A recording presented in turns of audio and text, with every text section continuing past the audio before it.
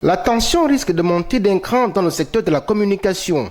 En effet, après l'annonce de nouvelles mesures gouvernementales en termes de riposte contre la Covid-19 et surtout après la mise en application des recommandations du Forum de la fonction publique relatif à la régularisation des situations administratives des agents de l'État, les professionnels de la communication, oubliés parmi les oubliés, entendent revendiquer leurs droits ayant participé activement aux campagnes d'information et de sensibilisation au même titre que les secteurs de la santé ou de l'armée. Ils réclament donc réparation.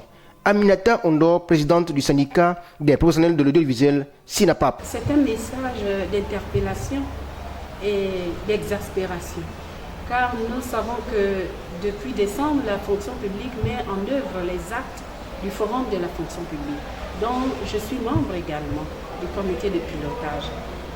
Et les communicateurs ont constaté qu'aucun dossier de la communication ne figure dans les 1044 dossiers qui ont été traités. C'est quand même encore un coup de marteau de trop, parce que la communication, depuis sa fondation, est un secteur sensible, un secteur qui travaille 24 sur 24. Nous n'avons pas pu obtenir jusqu'ici un statut particulier. Nous n'avons pas de bonification. Nous n'avons pas de prime d'astreinte. Nous sommes dans une réforme qui jusqu'aujourd'hui n'a pas abouti et nous continuons à travailler dans des conditions difficiles malgré la RAC qui est arrivée quand même, la redevance, pour nous donner un coup de pouce, qui ne suffit pas d'ailleurs. Nous disons que c'est un ras-le-bol. Nous ne pouvons pas continuer dans ce contexte parce qu'aujourd'hui, le gouvernement vient de donner les heures de travail au Gabon dans tous les secteurs d'activité d'agents publics. C'est de 7h30 à 16h30. Que le gouvernement nous dise aujourd'hui dans quel camp se trouve la communication.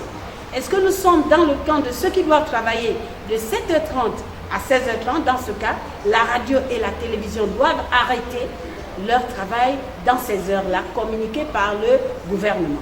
Maintenant, si nous sommes dans un secteur spécifique, qui a des obligations spécifiques, eh bien, il faut que le gouvernement applique nos statuts particuliers. Il faut qu'on nous le dise, on le signifie clairement.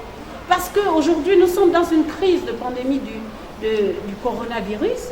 Nous avons participé à la communication, à la prise en charge, à la conscientisation des populations au même titre que ceux qui sont exposés dans les hôpitaux, les forces armées. La communication n'a rien eu.